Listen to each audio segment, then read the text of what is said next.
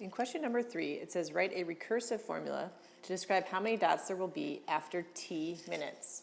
So I wrote down the table that we created in number 2, just to give you an idea of where we're at and what's happening. So we were talking about, from 3 to 6 dots, then we had 12 dots, 24 dots, that we were multiplying our dots by 2 every single time. So if we think about a recursive formula, again, we can start it off in words like we did in task 1.1, where we said if we want the current term, we can think about the current term equal to the previous term.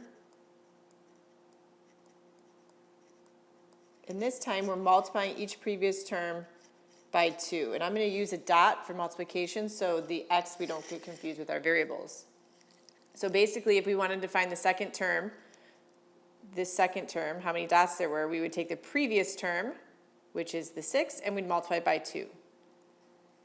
Now, if we want to write it in function notation, which is something you're going to have to do come time for your tests, function notation, the current term would be our d of t.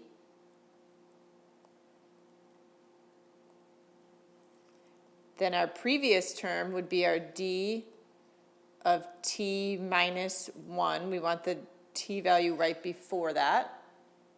And then we're multiplying that by 2. And remember, with our recursive formula, when we're writing it in function notation, we also have to list what our very first term is.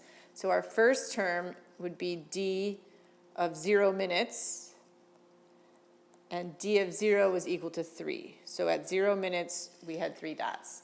So for function notation, you need to make sure that you're listing both of these things.